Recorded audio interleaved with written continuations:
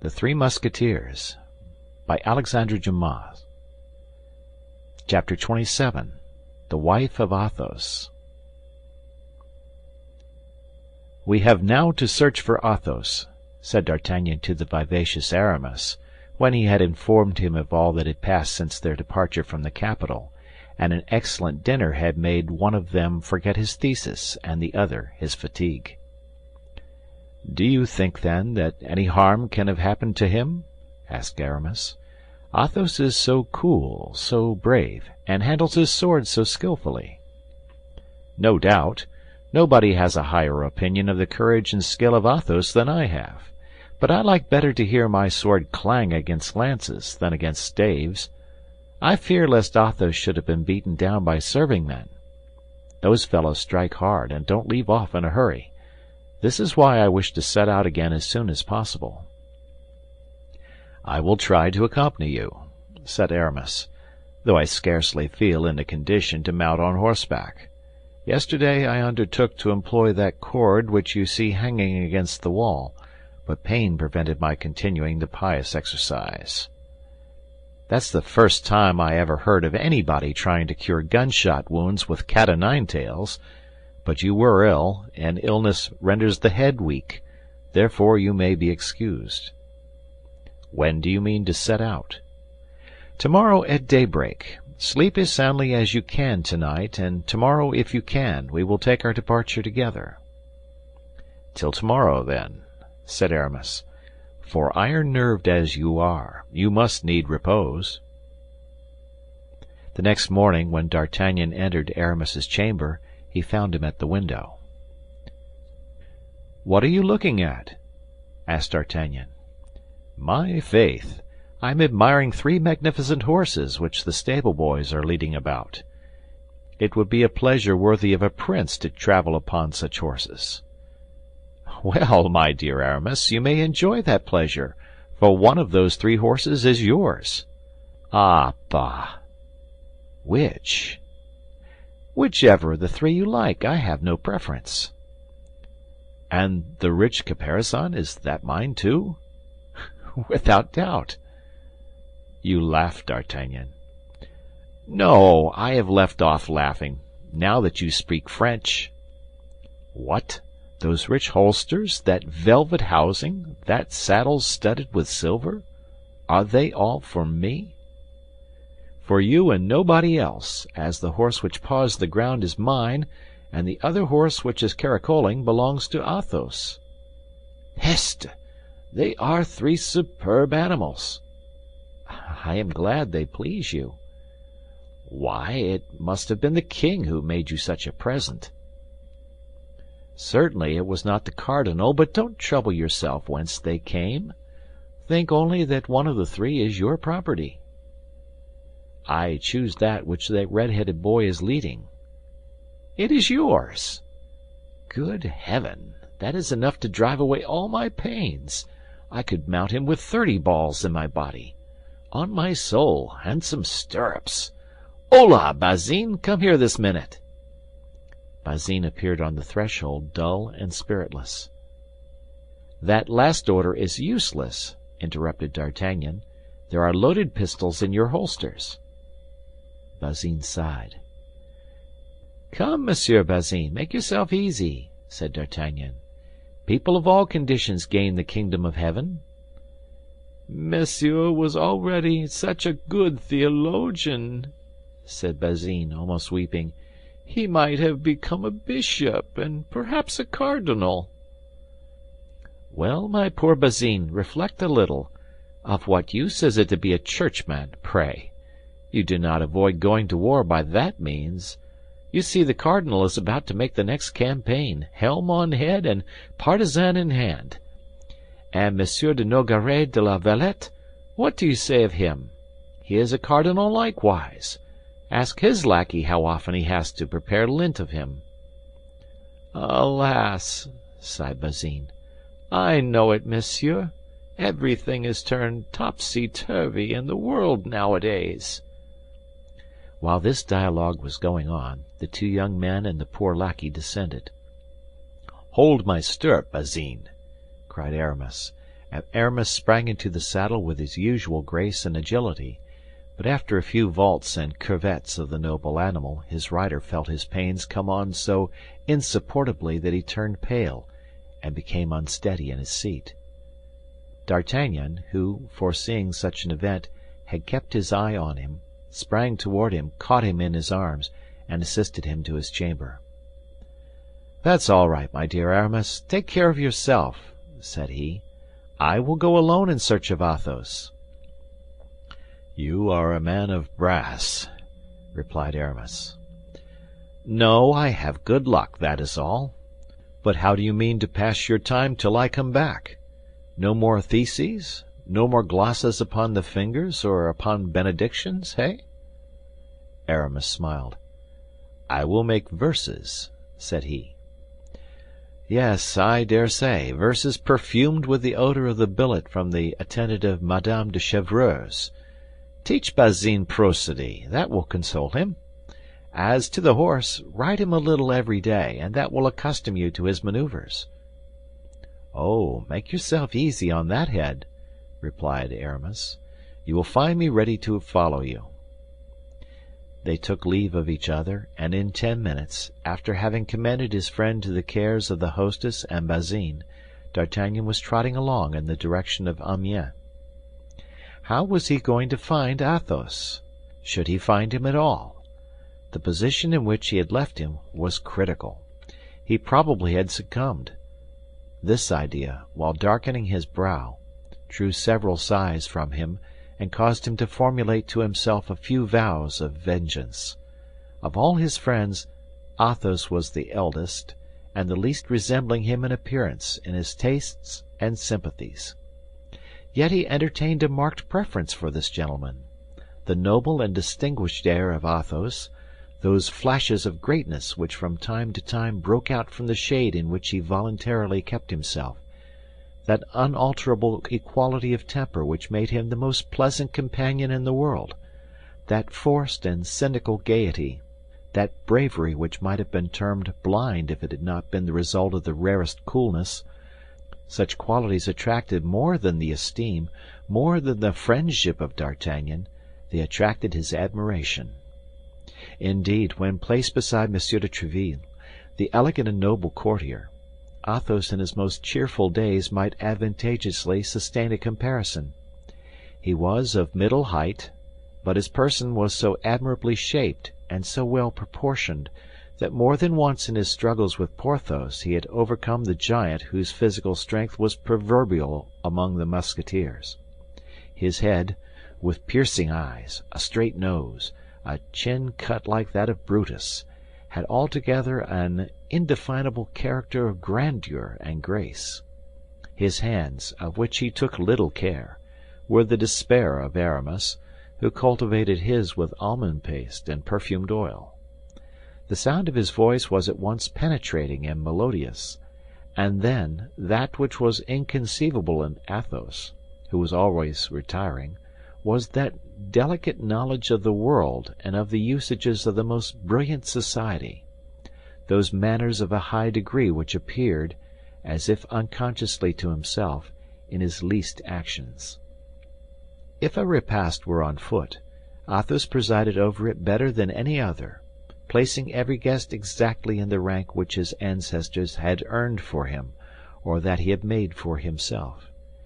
If a question in heraldry were started, Athos knew all the noble families of the kingdom, their genealogy, their alliances, their coats of arms, and the origin of them.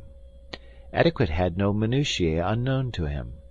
He knew what were the rights of the great landowners. He was profoundly versed in hunting and falconry, and had one day when conversing on this great art astonished even Louis XIII himself, who took a pride in being considered a past master therein. Like all the great nobles of that period, Athos rode and fenced to perfection. But still further, his education had been so little neglected, even with respect to scholastic studies, so rare at this time among gentlemen, that he smiled at the scraps of Latin which Aramis sported, and which Porthos pretended to understand. 2 or 3 times, even, to the great astonishment of his friends, He had, when Aramis allowed some rudimental error to escape him, replaced a verb in its right tense and a noun in its case. Besides, his probity was irreproachable, in an age in which soldiers compromise so easily with their religion and their consciences, lovers with the rigorous delicacy of our era, and the poor with God's seventh commandment. This Athos, then, was a very extraordinary man. And yet this nature so distinguished, this creature so beautiful, this essence so fine, was seen to turn insensibly toward material life, as old men turn toward physical and moral imbecility. Athos, in his hours of gloom, and these hours were frequent, was extinguished as to the whole of the luminous portion of him, and his brilliant side disappeared as into profound darkness. Then the demigod vanished. He remained scarcely a man. His head hanging down, his eye dull, his speech slow and painful, Athos would look for hours together at his bottle, his glass, or at Grimaud, who, accustomed to obey him by signs, read in the faint glance of his master his least desire and satisfied it immediately. If the four friends were assembled at one of these moments, a word, thrown forth occasionally with a violent effort, was the share Athos furnished to the conversation. In exchange for his silence, Athos drank enough for four, and without appearing to be otherwise affected by wine than by a more marked constriction of the brow and by a deeper sadness. D'Artagnan, whose inquiring disposition we are acquainted with, had not, whatever interest he had in satisfying his curiosity on this subject, been able to assign any cause for these fits, or for the periods of their recurrence. Athos never received any letters. Athos never had concerns which his friends did not know.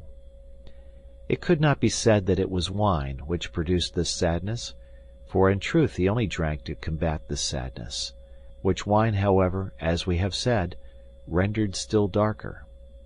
This excess of bilious humor could not be attributed to play, for unlike Porthos, who accompanied the variations of chance with songs or oaths, Athos, when he won, remained as unmoved as when he lost. He had been known, in the circle of the Musketeers, to win in one night 3,000 pistoles, to lose them even to the gold-embroidered belt for gala days, win all this again with the addition of 100 louis, without his beautiful eyebrow being heightened or lowered half a line, without his hands losing their pearly hue, without his conversation, which was cheerful that evening, ceasing to be calm and agreeable. Neither was it, as with our neighbors the English, an atmospheric influence which darkened his countenance, for the sadness generally became more intense toward the fine season of the year. June and July were the terrible months with Athos. For the present he had no anxiety. He shrugged his shoulders when people spoke of the future. His secret, then, was in the past, as had often been vaguely said to D'Artagnan. This mysterious shade, spread over his whole person, rendered still more interesting the man whose eyes or mouth, even in the most complete intoxication, had never revealed anything, however skillfully questions had been put to him. Well, thought D'Artagnan, poor Athos is perhaps at this moment dead, and dead by my fault, for it was I who dragged him into this affair, of which he did not know the origin, of which he is ignorant of the result, and from which he can derive no advantage. Without reckoning, monsieur, added Planchet to his master's audibly expressed reflections, that we perhaps owe our lives to him. Do you remember how he cried, "On, D'Artagnan, on! I am taken!" And when he had discharged his 2 pistols, what a terrible noise he made with his sword! One might have said that 20 men, or rather 20 mad devils, were fighting. These words redoubled the eagerness of D'Artagnan, who urged his horse, though he stood in need of no incitement, and they proceeded at a rapid pace. About 11 o'clock in the morning they perceived Amiens, and at 11:30 they were at the door of the cursed inn. D'Artagnan had often meditated against the perfidious host one of those hearty vengeances which offer consolation while they are hoped for. He entered the hostelry with his hat pulled over his eyes, his left hand on the pommel of the sword, and cracking his whip with his right hand. "Do you remember me?" said he to the host, who advanced to greet him. "I have not that honor, Monseigneur," replied the latter, his eyes dazzled by the brilliant style in which D'Artagnan traveled. "What? You don't know me?" "No, Monseigneur." "Well, 2 words will refresh your memory. What have you done with that gentleman against whom you had the audacity, about 12 days ago, to make an accusation of passing false money?" The host became as pale as death, for D'Artagnan had assumed a threatening attitude, and Planchet modeled himself after his master. "Ah, Monseigneur, do not mention it," cried the host, in the most pitiable voice imaginable. "Ah, Monseigneur, how dearly have I paid for that fault, unhappy wretch as I am!" "That gentleman, I say, what has become of him?" "Deign to listen to me, Monseigneur, and be merciful. Sit down, in mercy." D'Artagnan, mute with anger and anxiety, took a seat in the threatening attitude of a judge. Planchet glared fiercely over the back of his armchair. "Here is the story, Monseigneur," resumed the trembling host, "for I now recollect you. It was you who rode off at the moment I had that unfortunate difference with the gentleman you speak of." "Yes, it was I, so you may plainly perceive that you have no mercy to expect if you do not tell me the whole truth." "Condescend to listen to me, and you shall know all." "I listen." "I had been warned by the authorities that a celebrated coiner of bad money would arrive at my inn, with several of his companions, all disguised as guards or Musketeers.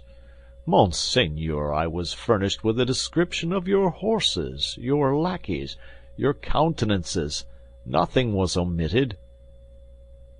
Go on," said D'Artagnan, who quickly understood whence such an exact description had come. "I took then, in conformity with the orders of the authorities, who sent me a reinforcement of 6 men, such measures as I thought necessary to get possession of the persons of the pretended coiners." "Again," said D'Artagnan, whose ears chafed terribly under the repetition of this word coiners. "Pardon me, Monseigneur, for saying such things, but they form my excuse. The authorities had terrified me, and you know that an innkeeper must keep on good terms with the authorities." "But, once again, that gentleman, where is he? What has become of him? Is he dead? Is he living?" "Patience, Monseigneur, we are coming to it. There happened then that which you know, and of which your precipitate departure," added the host with an acuteness that did not escape D'Artagnan, "appeared to authorize the issue. That gentleman, your friend, defended himself desperately. His lackey, who, by an unforeseen piece of ill luck, had quarreled with the officers, disguised as stable lads." "Miserable scoundrel!" cried D'Artagnan. "You were all in the plot, then, and I really don't know what prevents me from exterminating you all." "Alas, Monseigneur, we were not in the plot, as you will soon see. Monsieur, your friend, pardon for not calling him by the honorable name which no doubt he bears, but we do not know that name. Monsieur, your friend, having disabled 2 men with his pistols, retreated fighting with his sword, with which he disabled one of my men, and stunned me with a blow with the flat side of it." "You villain, will you finish?" cried D'Artagnan. "Athos, what has become of Athos?" "While fighting and retreating, as I have told Monseigneur, he found the door of the cellar stairs behind him, and as the door was open, he took out the key and barricaded himself inside. As we were sure of finding him there, we left him alone." "Yes," said D'Artagnan, "you did not really wish to kill, you only wished to imprison him." "Good God! To imprison him, monseigneur? Why, he imprisoned himself, I swear to you he did. In the first place, he had made rough work of it. One man was killed on the spot, 2 others were severely wounded. The dead man and the 2 wounded were carried off by their comrades, and I have heard nothing of either of them since. As for myself, as soon as I recovered my senses, I went to Monsieur le Governor, to whom I related all that had passed, and asked what I should do with my prisoner. Monsieur the Governor was all astonishment. He told me he knew nothing about the matter, that the orders I had received did not come from him, and that if I had the audacity to mention his name as being concerned in this disturbance, he would have me hanged. It appears that I had made a mistake, monsieur, that I had arrested the wrong person, and that he whom I ought to have arrested had escaped."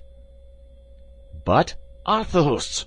cried D'Artagnan, whose impatience was increased by the disregard of the authorities. "Athos, where is he?" "As I was anxious to repair the wrongs I had done the prisoner," resumed the innkeeper, "I took my way straight to the cellar in order to set him at liberty. Ah, monsieur, he was no longer a man, he was a devil.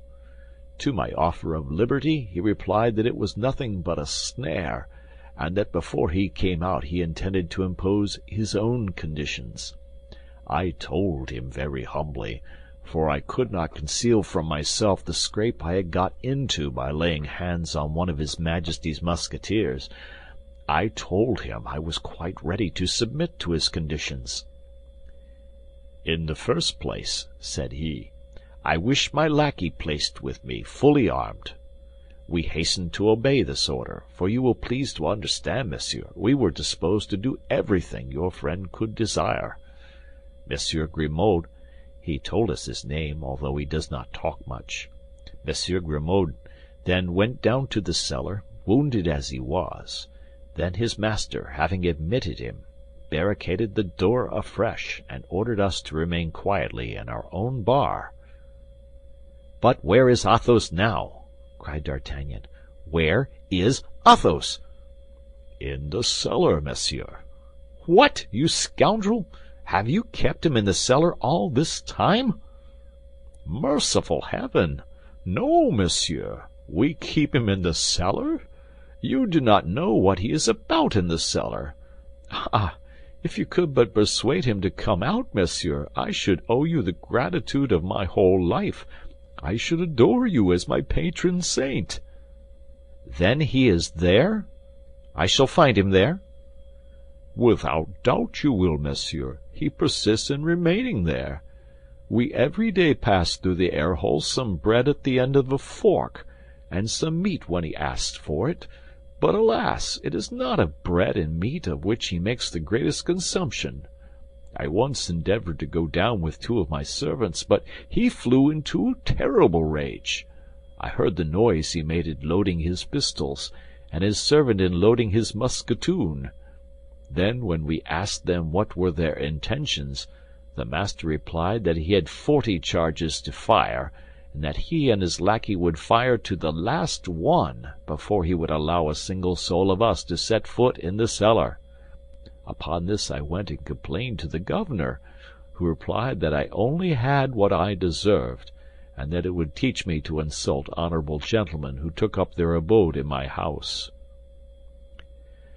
So since that time, totally unable to refrain from laughing at the pitiable face of the host. So from that time, monsieur, continued the latter, we have led the most miserable life imaginable. For you must know, monsieur, that all our provisions are in the cellar. There is our wine in bottles, and our wine in casks, the beer, the oil, and the spices, the bacon and sausages. And as we are prevented from going down there, we are forced to refuse food and drink to the travelers who come to the house. so that our hostelry is daily going to ruin. If your friend remains another week in my cellar, I shall be a ruined man." "And not more than justice either, you ass! Could you not perceive by our appearance that we were people of quality, and not coiners, say?" "Yes, monsieur, you are right," said the host. "But hark! Hark! There he is!" "Somebody has disturbed him, without doubt," said D'Artagnan. "But he must be disturbed," cried the host. "Here are two English gentlemen just arrived." "Well?" "Well, the English like good wine, as you may know, monsieur. These have asked for the best. My wife has perhaps requested permission of Monsieur Athos to go into the cellar to satisfy these gentlemen, and he, as usual, has refused. Ah, good heaven! There is the hullabaloo louder than ever." D'Artagnan, in fact, heard a great noise on the side next the cellar. He rose, and preceded by the host wringing his hands, and followed by Planchet with his musketoon ready for use, he approached the scene of action. The two gentlemen were exasperated. They had had a long ride, and were dying with hunger and thirst. "But this is tyranny," cried one of them in very good French, though with a foreign accent, "that this madman will not allow these good people access to their own wine. Nonsense, let us break open the door, and if he is too far gone in his madness, well, we will kill him." "Softly, gentlemen," said D'Artagnan, drawing his pistols from his belt. "You will kill nobody, if you please." "Good, good," cried the calm voice of Athos from the other side of the door. "Let them just come in, these devourers of little children, and we shall see." Brave as they appeared to be, the two English gentlemen looked at each other hesitatingly. One might have thought there was in that cellar one of those famished ogres, the gigantic heroes of popular legends, into whose cavern nobody could force their way with impunity. There was a moment of silence. But at length the two Englishmen felt ashamed to draw back, and the angrier one descended the 5 or 6 steps which led to the cellar and gave a kick against the door, enough to split a wall. "Planchet," said D'Artagnan, cocking his pistols, "I will take charge of the one at the top. You look to the one below. Ah, gentlemen, you want battle, and you shall have it." "Good God!" cried the hollow voice of Athos. "I can hear D'Artagnan, I think." "Yes," cried D'Artagnan, raising his voice in turn. "I am here, my friend." "Ah, good then," replied Athos. "We will teach them, these door-breakers." The gentlemen had drawn their swords, but they found themselves taken between two fires. They still hesitated an instant, but as before, pride prevailed, and a second kick split the door from bottom to top. "Stand on one side, D'Artagnan, stand on one side," cried Athos. "I am going to fire." "Gentlemen," exclaimed D'Artagnan, whom reflection never abandoned, "gentlemen, think of what you are about. Patience, Athos. You are running your heads into a very silly affair. You will be riddled. My lackey and I will have 3 shots at you, and you will get as many from the cellar. You will then have our swords, with which I can assure you, my friend and I can play tolerably well. Let me conduct your business and my own. You shall soon have something to drink, I give you my word." "If there is any left," grumbled the jeering voice of Athos. The host felt a cold sweat creep down his back. "How, if there is any left?" murmured he. "What the devil! There must be plenty left," replied D'Artagnan. "Be satisfied of that. These two cannot have drunk all the cellar. Gentlemen, return your swords to their scabbards." "Well, provided you replace your pistols in your belt." "Willingly." And D'Artagnan set the example. Then, turning toward Planchet, he made a sign to uncock his musketoon. The Englishmen, convinced of these peaceful proceedings, sheathed their swords grumblingly. The history of Athos's imprisonment was then related to them, and as they were really gentlemen, they pronounced the host in the wrong. Now, gentlemen, said D'Artagnan, go up to your room again, and in 10 minutes I will answer for it you shall have all you desire. The Englishman bowed and went upstairs. Now I am alone, my dear Athos, said D'Artagnan. Open the door, I beg of you. Instantly, said Athos. Then was heard a great noise of faggots being removed, and of the groaning of posts. These were the counterscarps and bastions of Athos, which the besieged himself demolished. An instant after, the broken door was removed, and the pale face of Athos appeared, who with a rapid glance took a survey of the surroundings. D'Artagnan threw himself on his neck and embraced him tenderly. He then tried to draw him from his moist abode, but to his surprise he perceived that Athos staggered. "You are wounded," said he. "I? Not at all. I am dead drunk, that's all, and never did a man more strongly set about getting so. By the Lord, my good host, I must at least have drunk for my part 150 bottles." "Mercy!" cried the host. "If the lackey is drunk only half as much as the master, I am a ruined man." "Grimaud is a well-bred lackey. He would never think of faring in the same manner as his master. He only drank from the cask. Hark, I don't think he put the faucet in again. Do you hear it? It is running now." D'Artagnan burst into a laugh which changed the shiver of the host into a burning fever. In the meantime, Grimaud appeared in his turn behind his master, with a musketoon on his shoulder, and his head shaking, like one of those drunken satyrs in the pictures of Rubens. He was moistened before and behind with a greasy liquid which the host recognized as his best olive oil. The four crossed the public room and proceeded to take possession of the best apartment in the house, which D'Artagnan occupied with authority. In the meantime, the host and his wife hurried down with lamps into the cellar, which had so long been interdicted to them and where a frightful spectacle awaited them. Beyond the fortifications through which Athos had made a breach in order to get out, and which were composed of faggots, planks, and empty casks, heaped up according to all the rules of the strategic art, they found, swimming in puddles of oil and wine, the bones and fragments of all the hams they had eaten, while a heap of broken bottles filled the whole left-hand corner of the cellar, and a tun, the cock of which was left running, was yielding by this means the last drop of its blood. The image of devastation and death, as the ancient poet says, reigned as over a field of battle. Of 50 large sausages suspended from the joists, scarcely 10 remained. Then the lamentations of the host and hostess pierced the vault of the cellar. D'Artagnan himself was moved by them. Athos did not even turn his head. To grief succeeded rage. The host armed himself with a spit, and rushed into the chamber occupied by the two friends.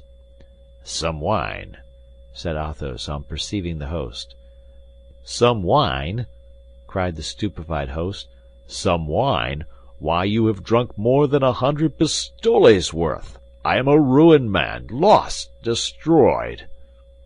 "Bah!" said Athos, "we were always dry." "If you had been contented with drinking, well and good, but you have broken all the bottles." "You pushed me upon a heap which rolled down. That was your fault." "All my oil is lost." "Oil is a sovereign balm for wounds, and my poor Grimaud here was obliged to dress those you had inflicted on him." "All my sausages are gnawed." "There is an enormous quantity of rats in that cellar." "You shall pay me for all this," cried the exasperated host. "Triple ass," said Athos, rising, but he sank down again immediately. He had tried his strength to the utmost. D'Artagnan came to his relief with his whip in his hand. The host drew back and burst into tears.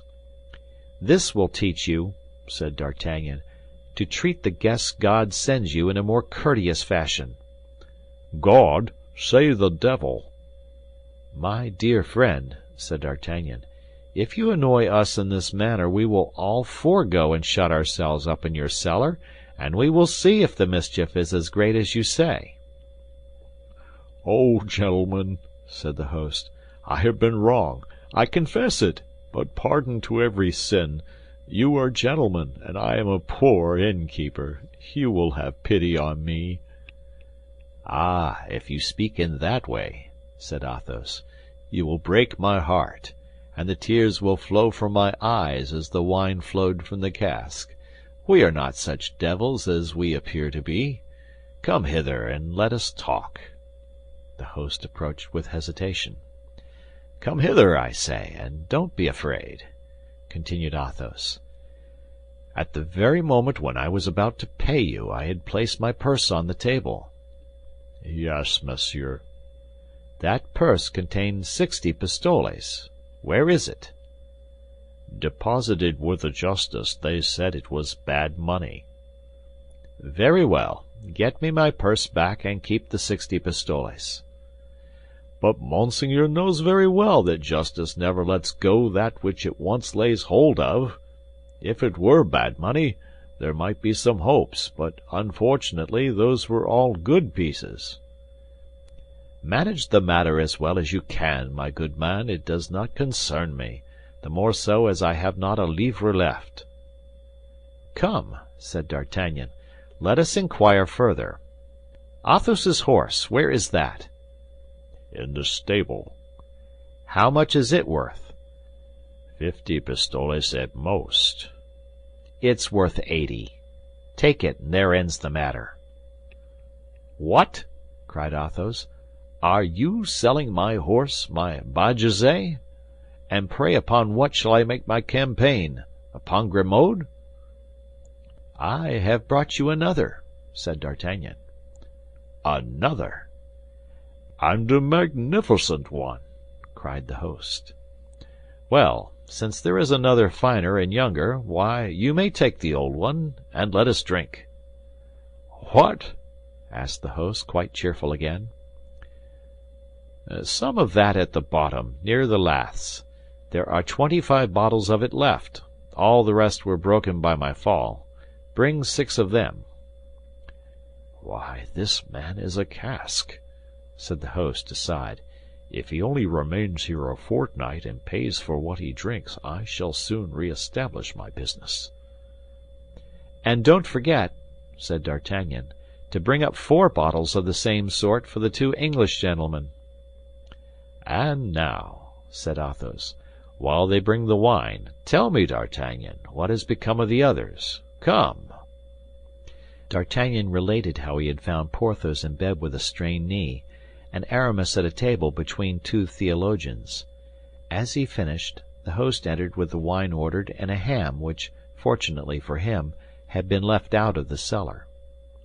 "That's well," said Athos, filling his glass and that of his friend. "Here's to Porthos and Aramis. But you, D'Artagnan, what is the matter with you, and what has happened to you personally? You have a sad air." "Alas," said D'Artagnan, "it has become I am the most unfortunate." "Tell me." "Presently," said D'Artagnan. "Presently? And why presently? Because you think I am drunk? D'Artagnan, remember this. My ideas are never so clear as when I have had plenty of wine. Speak, then, I am all ears." D'Artagnan related his adventure with Mme. Bonacieux. Athos listened to him without a frown, and when he had finished, said, "Trifles, only trifles." That was his favorite word. "You always say trifles, my dear Athos," said D'Artagnan, "and that come very ill from you, who have never loved." The drink-deadened eye of Athos flashed out, but only for a moment. It became as dull and vacant as before. "That's true," said he quietly. "For my part, I have never loved." "Acknowledge, then, your stony heart," said D'Artagnan, "that you are wrong to be so hard upon us tender hearts." "Tender hearts, pierced hearts," said Athos. "What do you say?" I say that love is a lottery in which he who wins, wins death. You are very fortunate to have lost, believe me, my dear D'Artagnan, and if I have any counsel to give, it is always lose. She seemed to love me so. She seemed, did she? Oh, she did love me. You child, why, there is not a man who has not believed, as you do, that his mistress loved him, and there lives not a man who has not been deceived by his mistress. Except you, Athos, who never had one. That's true, said Athos, after a moment's silence. That's true, I never had one. Let us drink. But then, philosopher that you are, said D'Artagnan, instruct me, support me. I stand in need of being taught and consoled. Consoled for what? For my misfortune. Your misfortune is laughable, said Athos, shrugging his shoulders. I should like to know what you would say if I were to relate to you a real tale of love. Which has happened to you? Or one of my friends, what matters? Tell it, Athos, tell it. Better if I drink. Drink and relate, then. Not a bad idea, said Athos, emptying and refilling his glass. The two things agree marvelously well. I am all attention, said D'Artagnan. Athos collected himself, and in proportion as he did so, D'Artagnan saw that he became pale. He was at that period of intoxication in which vulgar drinkers fall on the floor and go to sleep. He kept himself upright and dreamed without sleeping. This somnambulism of drunkenness had something frightful in it. You particularly wish it? asked he. I pray for it, said D'Artagnan. Be it then as you desire. One of my friends, please to observe, not myself, said Athos, interrupting himself with a melancholy smile. One of the counts of my province, that is to say, of Berry, noble as a Dandolo or a Montmorency, at 25 years of age fell in love with a girl of 16, beautiful as fancy can paint. Through the ingenuousness of her age beamed an ardent mind, not of the woman, but of the poet. She did not please, she intoxicated. She lived in a small town with her brother, who was a curate. Both had recently come into the country. They came nobody knew whence, but when seeing her so lovely, and her brother so pious, nobody thought of asking whence they came. They were said, however, to be of good extraction. My friend, who was seigneur of the country, might have seduced her, or taken her by force at his will, for he was master. Who would have come to the assistance of two strangers, two unknown persons? Unfortunately, he was an honorable man. He married her. The fool! The ass! The idiot! How so, if he love her? asked D'Artagnan. Wait, said Athos. He took her to his château, and made her the first lady in the province, and in justice it must be allowed that she supported her rank becomingly. Well? asked D'Artagnan. Well, one day when she was hunting with her husband, continued Athos in a low voice and speaking very quickly, she fell from her horse and fainted. The count flew to her to help, and as she appeared to be oppressed by her clothes, he ripped them open with his poniard, and in so doing laid bare her shoulder. D'Artagnan, said Athos, with a maniacal burst of laughter, guess what she had on her shoulder. How can I tell? said D'Artagnan. A fleur-de-lis, said Athos. She was branded. Athos emptied at a single draught the glass he held in his hand. Horror! cried D'Artagnan. What do you tell me? Truth, my friend. The angel was a demon. The poor young girl had stolen the sacred vessels from a church. "And what did the count do?" The count was of the highest nobility. He had on his estates the rights of high and low tribunals. He tore the dress of the countess to pieces. He tied her hands behind her, and hanged her on a tree. "Heavens, Athos! A murder!" cried D'Artagnan. "No less," said Athos, as pale as a corpse. "But methinks I need wine." And he seized by the neck the last bottle that was left, put it to his mouth, and emptied it at a single draught, as he would have emptied an ordinary glass. Then he let his head sink upon his two hands, while D'Artagnan stood before him stupefied. "That has cured me of beautiful, poetical, and loving women," said Athos after a considerable pause, raising his head and forgetting to continue the fiction of the count. "God grant you as much. Let us drink." Then she is dead?" stammered D'Artagnan. "Parbleu!" said Athos. "But hold out your glass. Some ham, my boy, or we can't drink." "And her brother?" asked D'Artagnan, timidly. "Her brother?" replied Athos. "Yes, the priest." "Oh, I inquired after him for the purpose of hanging him likewise. But he was beforehand with me. He had quit the curacy the night before." "Was it ever known who this miserable fellow was?" "He was doubtless the first lover and accomplice of the fair lady. A worthy man who had pretended to be a curate for the purpose of getting his mistress married, and securing her a position. He has been hanged and quartered, I hope." "My God, my God!" cried D'Artagnan, quite stunned by the relation of this horrible adventure. "Taste some of this ham, D'Artagnan. It is exquisite," said Athos, cutting a slice, which he placed on the young man's plate. "What a pity it is there were only 4 like this in the cellar. I could have drunk 50 bottles more." D'Artagnan could no longer endure this conversation, which had made him bewildered. Allowing his head to sink upon his two hands, he pretended to sleep. "These young fellows can none of them drink," said Athos, looking at him with pity, "and yet this is one of the best." End of chapter.